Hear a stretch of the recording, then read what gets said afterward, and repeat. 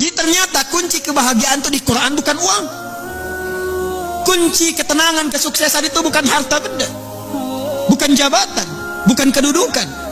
Bahkan tidak sedikit orang yang telah mendapatkan kedudukan, bahkan tinggi kedudukannya, masih ingin menambah karena belum merasakan ketenangan dan kenyamanan. Bukankah Anda perhatikan orang-orang yang terjebak dalam korupsi itu, perbuatan-perbuatan mungkar itu, bukankah kalau diperhatikan hartanya sudah melimpah, kedudukannya kadang-kadang sudah tinggi? Apa yang menyebabkan mereka bersikap demikian? Karena ada satu bagian dalam kehidupan yang belum dirasakan kenikmatannya. Kata Allah, kunci untuk meraihnya adalah takwa. Anda yang ingin mendapatkan tambahan pengetahuan yang sekarang tengah belajar, pelajarkah, mahasiswakah? Ternyata kuncinya bukan sekedar bakat kepintaran. Quran surah kedua Al-Baqarah di akhir ayat 282. Wattaqullaha wa yu'allimukumullah. Kamu tingkatkan takwamu kepada Allah. Kata Allah, aku tambahkan dan ajarkan kepadamu tambahan pengetahuan. Kunci kebahagiaan ternyata bukan harta, bukan kedudukan. Quran surah kedua Al-Baqarah di akhir ayat 189. Wattaqullaha la'allakum tuflihun. Tingkatkan takwamu kepada Allah. Kata Allah, aku tanamkan kebahagiaan di setiap etape kehidupanmu. Rumah tangga bahagia, pekerjaan bahagia, kehidupan sosial bahagia. Hadirin, bukankah yang punya harta adalah Allah? Bukankah yang punya ilmu adalah Allah? Bukankah yang punya kebahagiaan adalah Allah? Tapi menariknya, kita tahu, kita menyadari yang punya ilmu Allah, yang punya harta Allah, yang punya kebahagiaan Allah. Tapi kita yang mengatakan itu semua adalah milik Allah, jauh dari Allah. Bagaimana semua itu bisa diraih? Bukankah hukum mengatakan orang yang dekat dengan seseorang yang punya kapasitas akan punya akses mendapatkan kemudahan dari kapasitas yang dia miliki?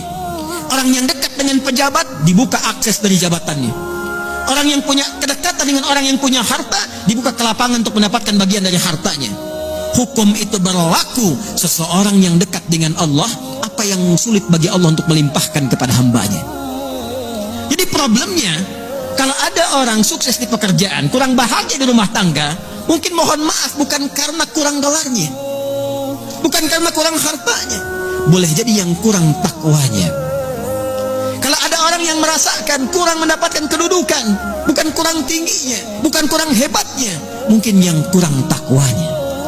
Kalau ada yang merasakan ini utang piutang kenapa belum lunas juga, ini kesulitan kenapa seringkali ada di hadapan, mungkin yang kurang hebat, yang dituntut dari Anda bukan kehebatan ikhtiarnya, bukan ilmunya, bukan tenaganya, barangkali yang kurang takwanya.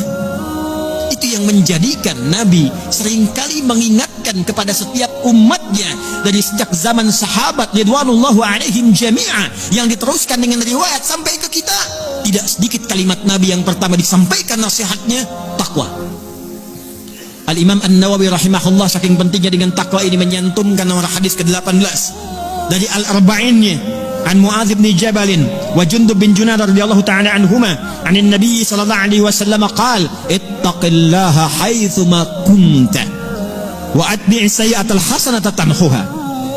Bahkan kata Nabi, kalau Anda ingin jadi orang baik, orang hebat, orang yang mudah didambakan di setiap keadaan, bertakwalah kepada Allah.